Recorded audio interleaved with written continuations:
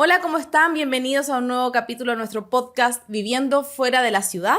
Acá estamos con César y hemos preparado hemos preparado un tema súper interesante para que no se pierdan en el momento de tomar esta decisión, que es sobre los loteos irregulares.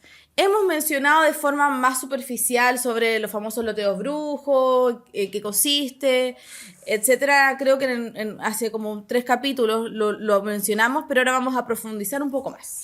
Así es, porque, a ver, todo lo que hemos conversado durante los 8 capítulos anteriores tiene que ver con aquellos loteos que son legales, que son regulares y que se rigen por una normativa específica. Que es tanto el Decreto Ley 3516 como la Ley General de Urbanismo y Construcción, el artículo 55 y otras leyes que La están Ley General de de Urbanismo y Construcción, el Perfecto. artículo 55 y 56 y otras normativas que también son atingentes, pero en realidad eso es lo primordial, ¿ya? Entonces, hoy día vamos a hablar de algo que genera confusión, por eso hago esta aclaración. No es lo mismo un loteo brujo o un loteo regular que un loteo que es regular, pero que eventualmente genere impactos adversos, externalidades que sean muy negativas para los territorios.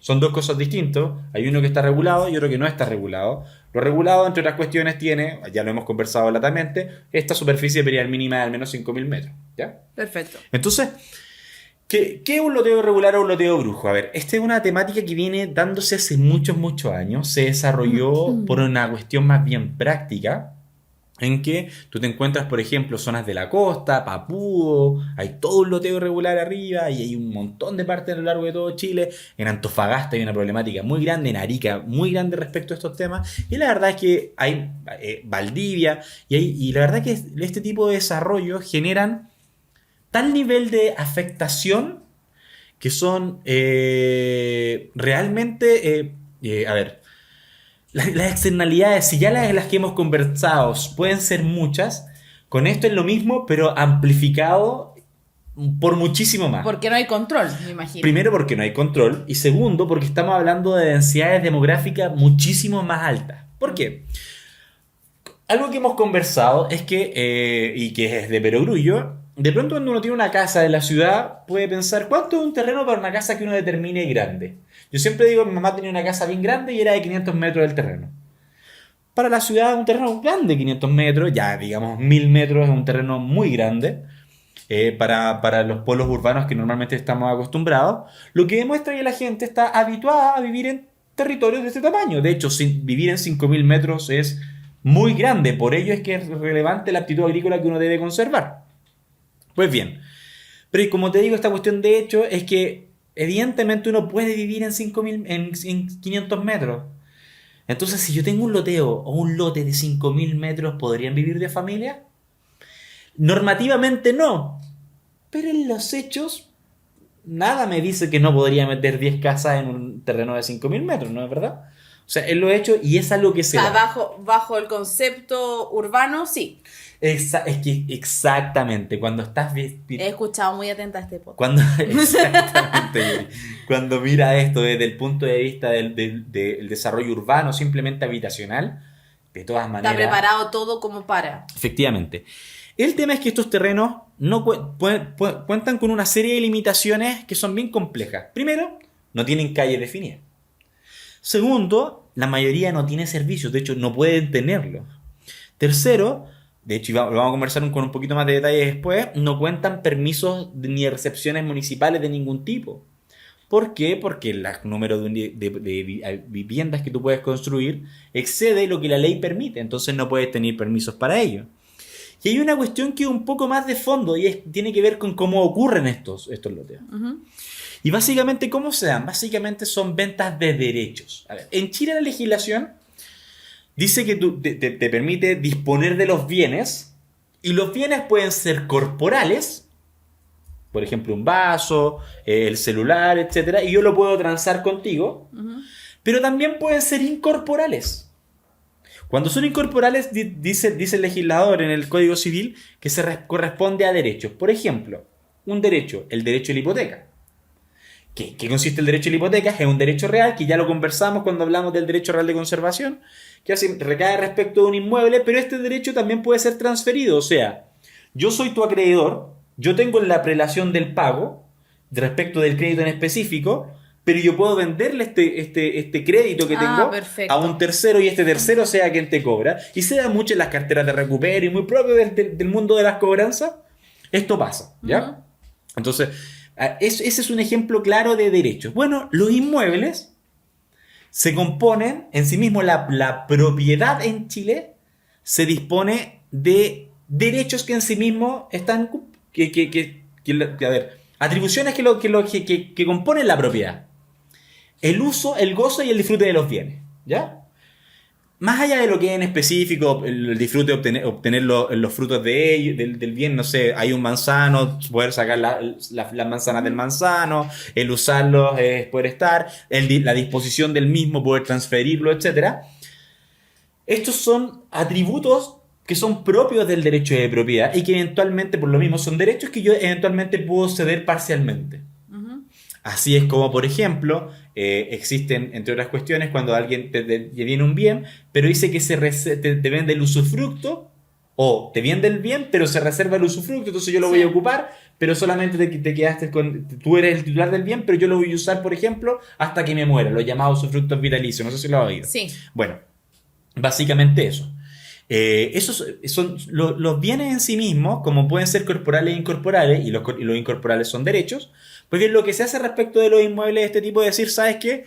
Yo te voy a ceder derechos. Esto es una parte ficticia de mi propiedad respecto de un bien específico. Una parte ficticia de mi propiedad respecto de un terreno. ¿Ya? Y en lo concreto eso sería, entendiendo que no es tan concreto, es que está el espacio físico, el suelo, y me está vendiendo ¿qué? ¿Qué Es puedo que lo que hacer? pasa es que yo en la práctica, de pronto la manera más práctica de explicarlo es el efecto que se produce. Lo que genera esto es que se produce una comunidad. ¿Cómo sabes? Un ejemplo claro de comunidad es la comunidad hereditaria. Fallece un ser querido y heredan tus hermanos, ¿verdad? Eso es usual. O hereda tu papá, qué sé yo. Sí, y la persona que fallece te transfiere su patrimonio en herencia. Respecto de esta casa, todos son herederos de una casa, llamémoslo así, todos son herederos del terreno. ¿Hay alguien que es heredero del total del terreno? No, son todos juntos. Ah, no, pero es que yo soy dueño de este pedacito. No, nadie es dueño de ningún pedacito, somos todos dueños del total, pero en ciertos porcentajes, que correspondan en relación a la participación que recaiga en mí respecto de la herencia, ¿verdad? En este caso es lo mismo. ¿Ya? En la práctica somos todos dueños del mismo bien, pero lo vamos distribuyendo en distintas partes y eventualmente podría distribuirse el bien mediante cesión de derecho en 10 partes, por darte un ejemplo. ¿Ya? Entonces, finalmente, de esta manera se constituyen. Ahora, es relevante entender que esto no es cualquier cosa. Esto es un delito. Si usted participa o adquiere derechos, está siendo cómplice de un delito. Y es un delito urbanístico y que tiene penas de presidio que van de los 3 a los 10 años. Súper importante entonces estar con ojo ahí. Es muy significativo. De hecho, hoy día se encuentran, creo que ya lo hemos mencionado en podcasts anteriores, me recuerdo de los primeros, existen hoy día personas que están pagando con cárcel condenas de 10 años, por ejemplo en La Serena, producto de este tipo de desarrollos, ¿ya? Ahora bien, los problemas que generan en términos generales son, uno, ya vimos, nunca va a poder construir o al menos regularizar esta construcción, porque no cumple con la normativa urbanística y evidentemente no puede solicitar a la dirección de obra el permiso de edificación. Nunca va a obtener un rol, porque nunca va a ser dueño de un todo. Recordemos que el rol se puede recaer respecto a una superficie predial mínima de 5.000 metros, de 500 no va a tener un rol. Entonces va a ser una problemática también transferir estos derechos. Y hoy día, aún más, esto es más profundo, hoy día existe una limitación legal, se acaba de publicar una norma, en que prohíbe tanto a los conservadores de bienes raíces como a los notarios autorizar, por parte de los conservadores, inscribir, y por parte de los notarios autorizar las compraventas, las escrituras, en que se efectúen sesiones de derecho respecto del suelo rural. Entonces, no se va a poder hacer, ya el legislador lo está limitando, pero se siguen haciendo de maneras que buscan evadir la ley, por ejemplo, constituyendo sociedades en que te venden acciones y esas acciones representan un porcentaje y determinan, ¿sabes qué? Va a utilizar esta o esta otra parte, etc. Una como forma elegante de hacerte una venta. ¿Y sabes qué? Hoy día quienes están vendiendo derechos en Chile ni siquiera se dan el trabajo de subdividirlo en 5.000 metros. Toman un terreno de 100 hectáreas y el terreno de 100 hectáreas meten 1.000 casas. Así de sencillo. Entonces, ese es un tema problemático que se da precisamente mediante esta cesión de derecho y 1.000 acciones, por ejemplo, y te venden una acción por cada sociedad y tú construyes tu casa y eso claramente es irregular. Ahora bien, cuando preparaba este podcast me hicieron la pregunta, oye, pero ¿sabes qué? Yo sé que esto se puede arreglar. O sea, si yo compro derechos, yo sé que si pasan 5 años, en que lo puedo arreglar. Y la verdad es que te tengo que decir algo. Esto es una verdad a medias, ¿ya? Existe un camino que te permite poder generar una ley específica, que es la ley 21.206, que viene a prorrogar una ley anterior, que es la 20.234, en que establece un procedimiento de saneamiento de este tipo de loteos irregulares, ¿ya? En que para aquellas personas que llevan mucho tiempo en este tipo de loteo, puedan, ya que son realidades, situaciones de hecho, regularizarlas. Esto es importante porque es una política pública y de hecho se han regularizado en los últimos 2 gobiernos, el gobierno de Piñera y el gobierno de Bachelet, del orden de las 4, tenían metas, el Ministerio de Bienes Nacionales, que es por donde se cursa este procedimiento, tenían metas del orden de las 400.000 unidades de lotes que debían ser regulados de manera anual.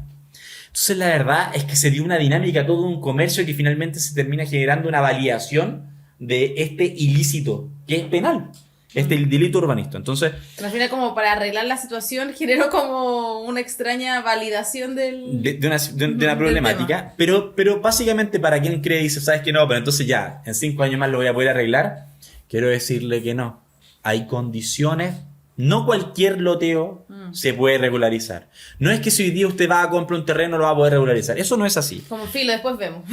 Porque existen condiciones. La primera y más importante, y esta es una cuestión de plazo.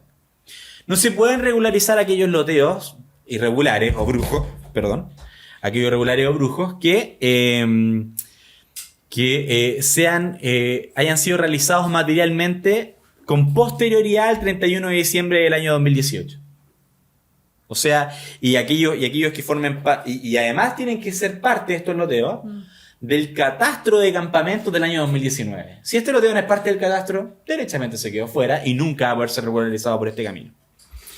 Un segundo tema. Los asentamientos que no tengan este permiso de loteo o que no cuenten con la correspondiente recepción definitiva, ni aun cuando acompañen los planos, etcétera, no podrán ser regularizados, ¿ya? Eso es importante. Otro requisito es que no es cualquier subdivisión. Se requiere que al menos el 70% del terreno, digamos que un loteo de 5.000 metros que lo dividieron en 10, al menos el 70%, o sea, 7 de esos 10 lotes, llamémoslo así, deben residir una persona. Perfecto. Es importante. Bueno, la verdad que existen más condiciones, están todas en la norma en específico, pero lo que queremos llegar y de fondo es decirte, ¿sabes qué? Mira, es disipar el mito. Primero invitarte a no ser partícipe, no ser cómplice de este delito urbanístico. Ya los loteos regulares generan muchas externalidades, no potenciemos esta especulación inmobiliaria que lo único que termina haciendo es dañando los ecosistemas, dañando los territorios y finalmente afectando a las personas que habitan en los lugares, en los sectores periurbanos. No lo hagamos, no seamos parte de este mal que hemos generado, primero. En segundo lugar, no tengamos la expectativa de que lo vamos a poder resolver, porque no lo va a poder resolver. En relación a lo mismo que hemos comentado. Entonces, básicamente, invitarnos primero a, si somos responsables, compremos aquellos proyectos o seamos parte de aquellos proyectos que tengan una visión que cumpla no solo la norma, sino que también, y aquí quiero ser enfático, el espíritu tras la norma.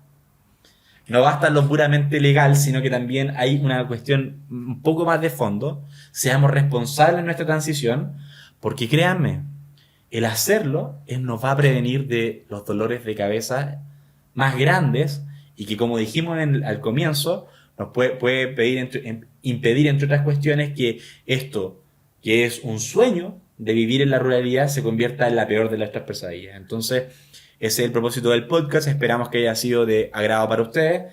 Y nada, pues cuando Jerry, ¿algo más que quieras agregar? No, súper claro, y creo que la invitación es súper precisa al final, como estar siempre abriendo todos los sentidos y súper atento también a hacerse parte de forma responsable de esta decisión. Así es. Recuerden que nos pueden seguir tanto por nuestras redes sociales, nos encuentran en Spotify, en YouTube. Y adicionalmente, si tienes dudas, que hay algún tema que quisieras sugerirnos que podamos conversar, te invitamos a escribirnos a contacto@proyectoraices.cl. Será hasta una próxima semana y... Que estén muy bien, muchas gracias.